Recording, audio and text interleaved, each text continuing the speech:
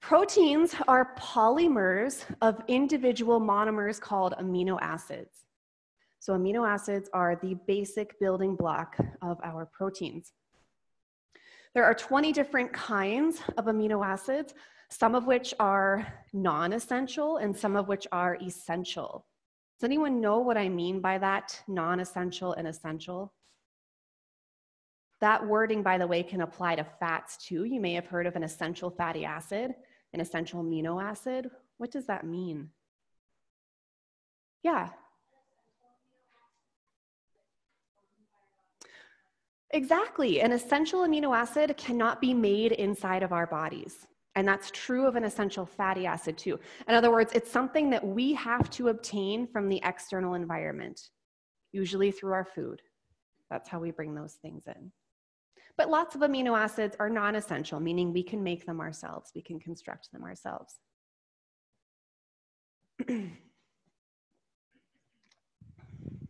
Something really important about proteins that we have not yet seen in our macromolecules is the presence of nitrogen. So amino acids, as a monomer of proteins, as an individual building block, have a very distinct structure to them. All amino acids have one side that is composed of an amino group, the amino being a nitrogen bound to carbon and then 2 hydrogens on the end. So that nitrogen makes it an amino group. And then on the other end of the amino acid is this carboxyl group, carbon doubly bound to oxygen and then bound to a hydroxyl group as well. So amino acids have an amino group and a carboxyl group. How do we join 2 amino acids together? Well, it's similar to a process that we have already spoken about. So note that here we have 2 separate amino acids. A molecule of water is taken away, and now those amino acids are covalently bound to each other. Where did we see this reaction before, and what is that called? Hydrolysis reaction, right. Where did we see that?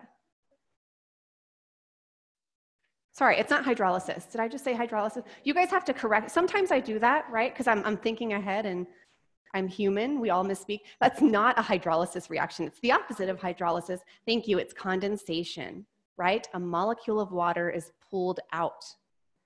Hydrolysis is when a molecule of water is put back in and something splits apart. Okay, so let's get back on track. Levi, yes? Dehydration would work too, yep. So we're pulling water out of this molecule here, out of these 2 molecules, and as a result, we have one nice covalent bond. This type of bond, by the way, is called a peptide bond. Okay, there's a lot of chatter, we gotta keep that down.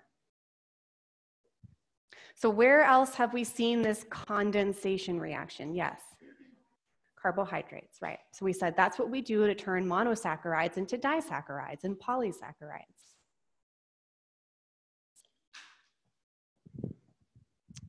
I do have a note down here. This is not really important, but it's on the slide, so I'll mention it. Peptides are considered to be smaller strands of proteins. So think anywhere between 2 to 50 amino acids. Anything bigger than 50 amino acids starts to become a protein. And I use that loosely in quotes.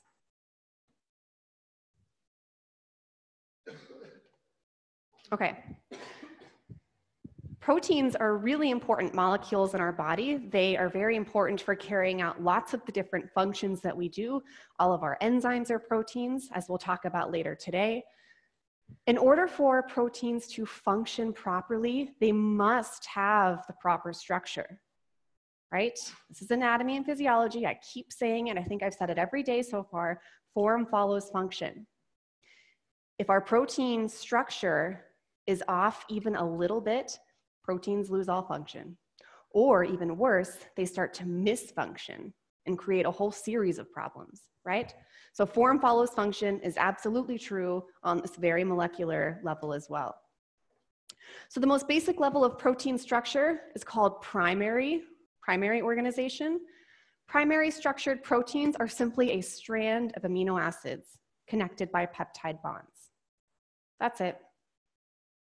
Very basic, nothing else going on here.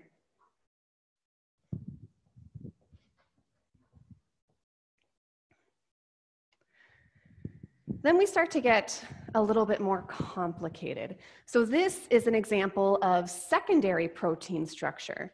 And what you can hopefully see in the screen here is that our nice individual strand of amino acids is now starting to fold upon itself. And instead of being one nice long chain, it's starting to become a bit of a clump. It's taking on a different structure.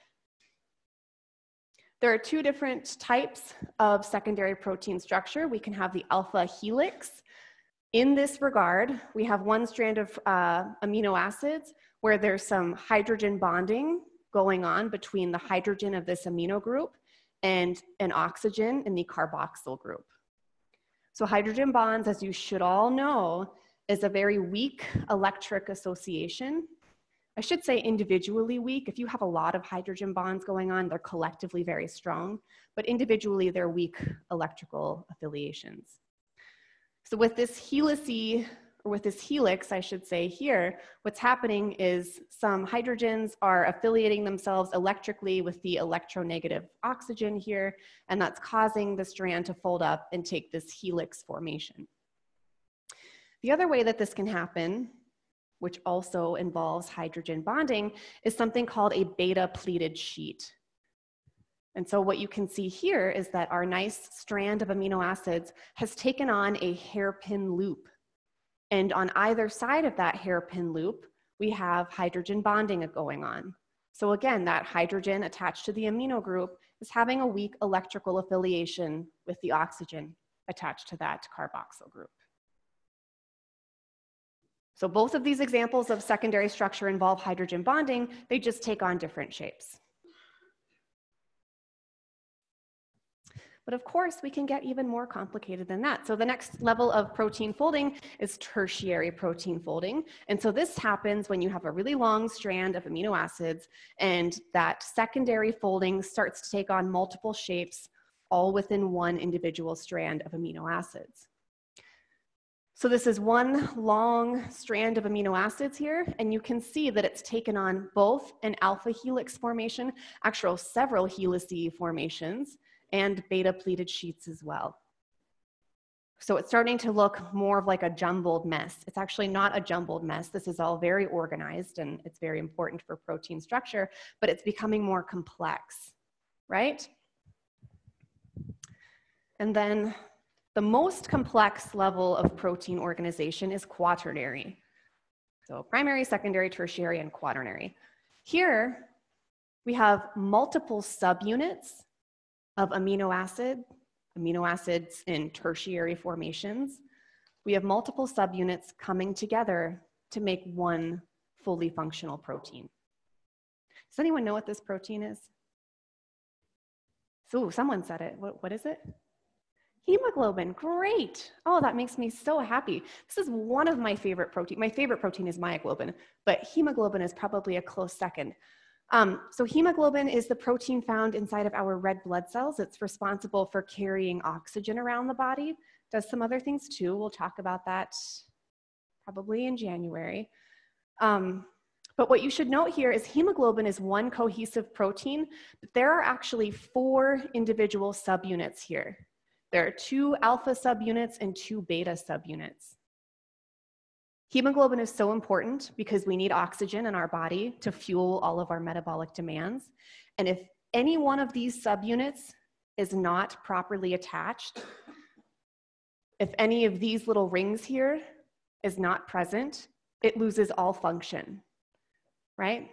So think of it like this. Hemoglobin is kind of like a tent.